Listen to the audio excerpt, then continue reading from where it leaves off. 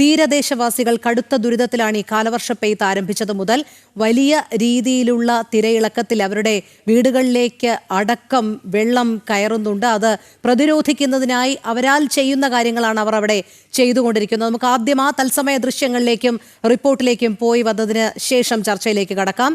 ടിൻറ്റു, അവിടുത്തെ സാഹചര്യം എങ്ങനെയാണിപ്പോൾ?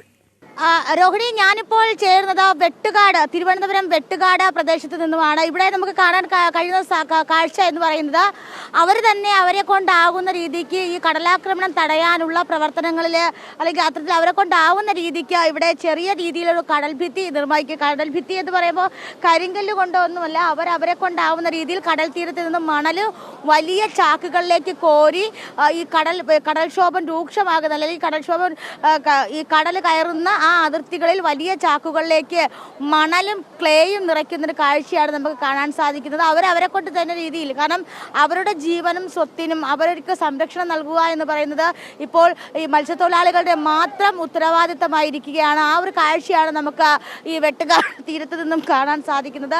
കഴിഞ്ഞ 2 ദിവസമായിട്ട് ഈ പ്രദേശത്ത് കടലാക്രമണം രൂക്ഷമാണ്. ശംഖുമുഖം മുതൽ ഈ വെട്ടുകാട്, അതോടൊപ്പം തന്നെ കണ്ണന്തുറ തുടങ്ങിയ മേഖലകളൊക്കെ കഴിഞ്ഞ 2 ദിവസമായിട്ട് അതിരൂക്ഷമായിട്ടുള്ള കടലാക്രമണമാണ് അനുഭവപ്പെടുന്നത്. ഇവിടെ ഈ പള്ളിയുടെ അപ്പുറത്തെ ഭാഗത്തായിട്ട് ഒരു വീട് പൊളിഞ്ഞു പോയിട്ടുണ്ട്. അതോടൊപ്പം തന്നെ ഈ നിരയിൽ കാണുന്നത് കഴിഞ്ഞ 11 വർഷത്തിനുള്ളിൽ 6 നിര വീടുണ്ടായിരുന്ന 6 നിരയോളം വീടുകൾ ഉണ്ടായിരുന്ന ഒരു തീരപ്രദേശമാണ് ഇന്ന്. ഇത് അവസാനത്തെ ഒരു നിരയായിട്ട് മാത്രം ഒതുങ്ങിയിരിക്കുന്ന കാഴ്ചയാണ് നമുക്ക് ഇവിടെ നിന്ന് കാണാൻ സാധിക്കുന്നത്. കഴിഞ്ഞ കുറച്ച് നാളുകളായിട്ട് ഈ പ്രദേശത്തെ സംബന്ധിച്ചിടത്തോളം വാഗ്ദാനങ്ങൾ നൽകുന്നതല്ലാതെ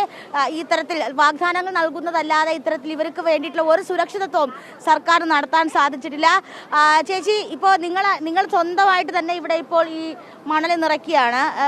എല്ലാ വർഷവും ഇത് പതിവാണല്ലോ? പ്രാവശ്യം പതിവാണ്. എല്ലാ പ്രാവശ്യം പള്ളിക്കാരി ഇറക്കി തരുമായിരുന്നു. പക്ഷെ ഇപ്രാവശ്യം പള്ളിക്കാരി ഇറക്കി തന്നില്ല. ഞങ്ങൾ 3 വീട്ടുകാർ ചേർന്നാണ് ഇറക്കി കൂലി കൊടുത്ത് ചെയ്തത്.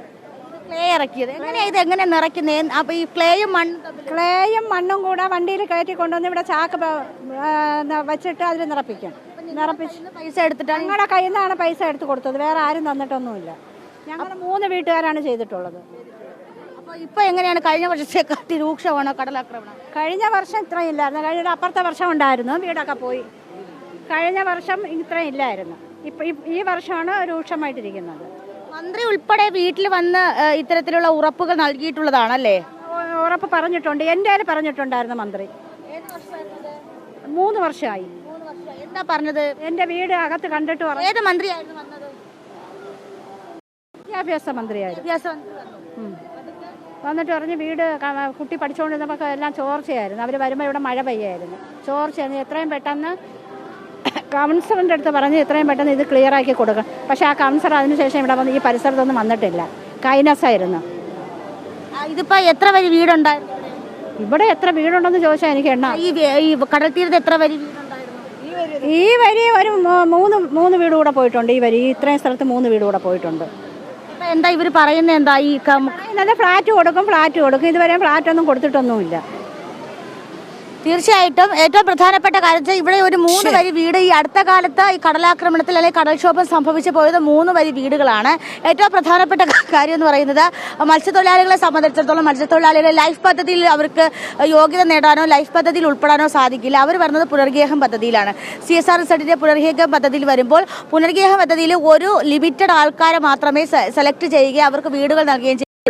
ഇപ്പോൾ ഈ വർഷം പുനർഗേഹം പദ്ധതിയിൽ വീട് നൽകിയിട്ടുള്ളത് ഈ വിഴിഞ്ഞം തുറമുഖവുമായി ബന്ധപ്പെട്ട് വന്ന പ്രദേശങ്ങൾ, അതായത് ഈ വലിയ തുറ, അതോടൊപ്പം തന്നെ ആ മേഖലയിലെ ആളുകൾക്കാണ് ഇപ്പോൾ പുനർഗേഹം പദ്ധതിയിൽ വീടുകൾ നൽകിയിട്ടുള്ളത്. വളരെ കുറച്ച് ആൾക്കാരെ തുടരുക.